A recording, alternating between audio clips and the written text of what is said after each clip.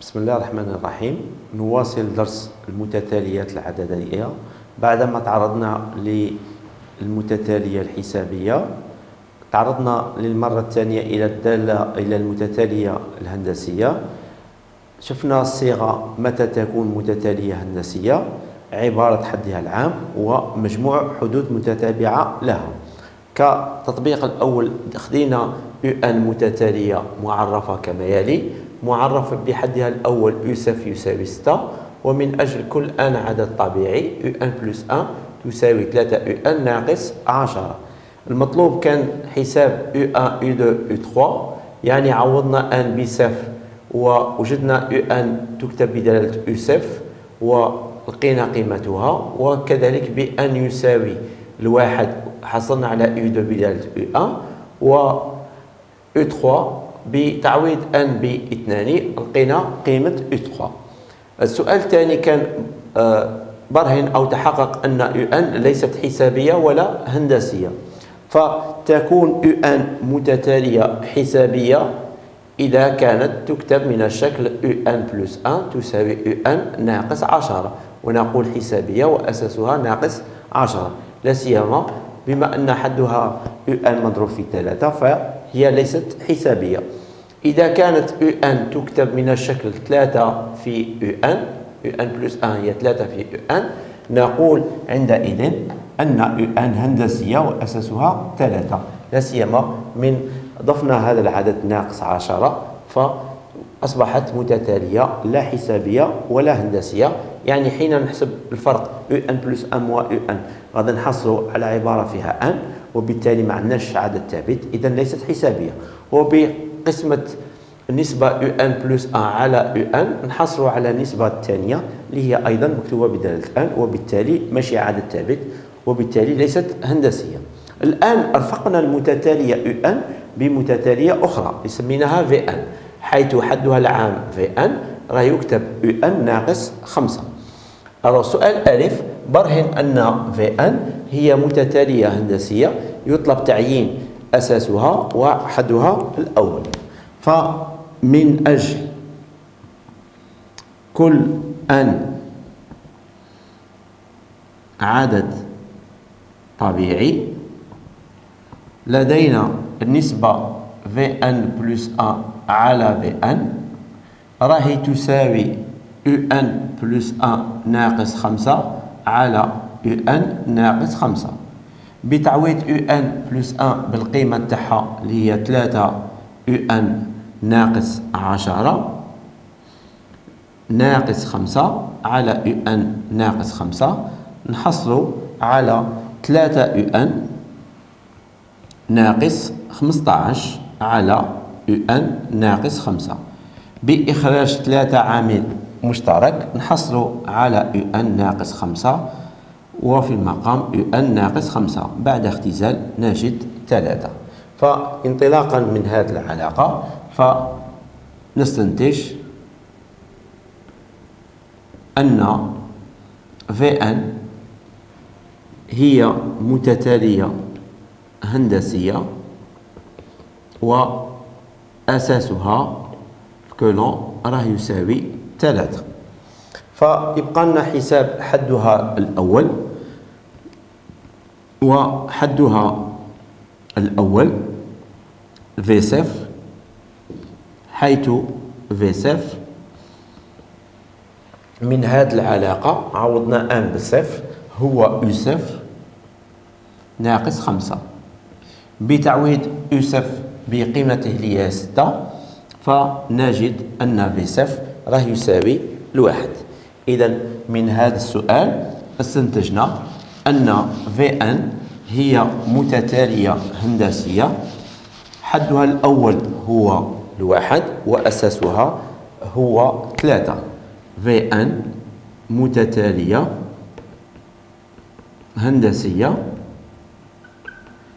أساسها كولون هو 3 وحدها الأول في صفر راه يساوي الواحد.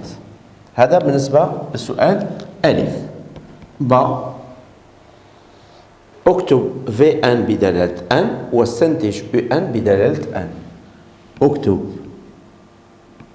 V1 بدلالة N ثم استنتج UN بدلالة N.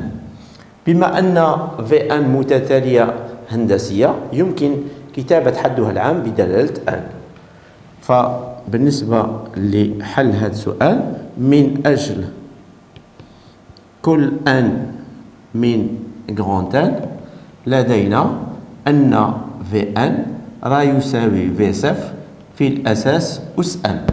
Vn راه يساوي V صفر في الأساس أس N.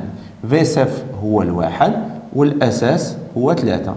إذا حصلنا على Vn راه يكتب 3 أس N. Vn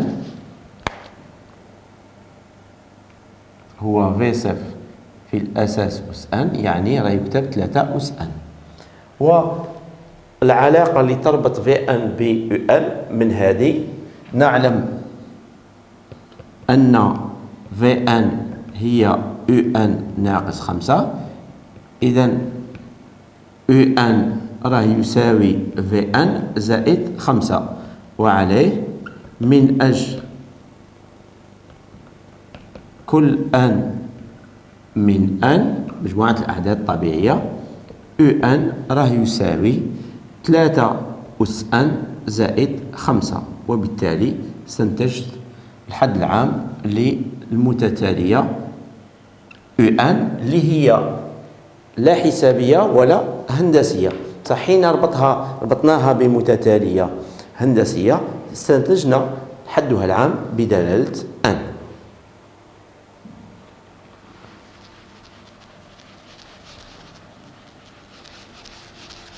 استنتجنا حدها العام بدلالة N. وجدنا أن Vn راه يساوي 3 أس N و UN راه يساوي 3 أس N زائد 5. هذا بالنسبة للسؤال ب. سؤال ج، اكتب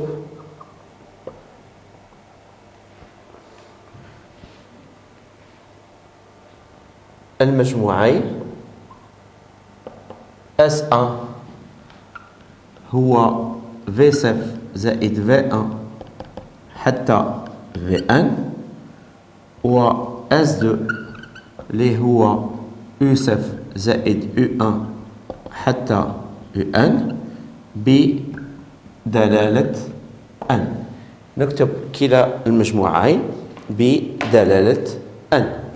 فبالنسبة ل S1 هو مجموع حدود متعاقبة لمتتالية هندسية التي حدها الأول V صفر وأساسها هو الكولوم.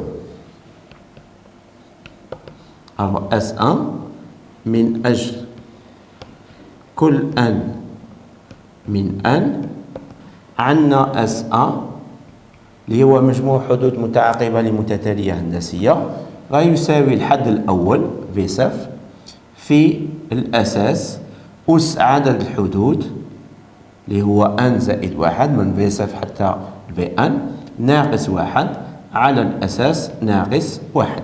هذا هو القانون الخاص بحساب الحدود المتعاقبة لمتتالية هندسية.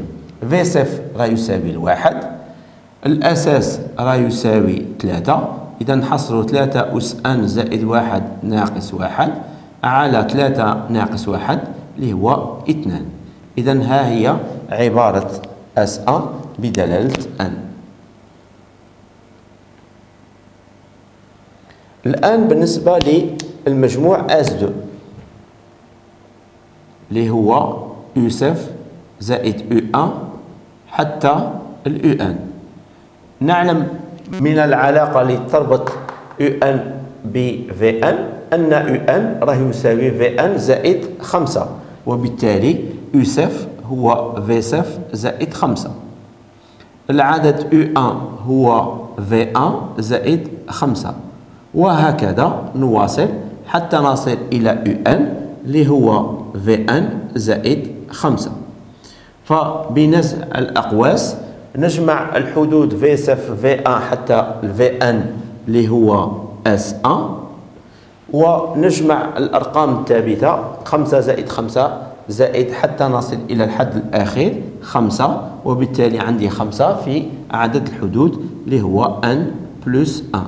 وعلما أن عندنا عبارة S1 فنجد أن S2 راه يساوي 3 أس n بلس 1 ناقص 1 على 2 زائد 5 في n زائد 1، وبالتالي نكون حصلنا على عبارة المجموع الثاني اللي هو S2.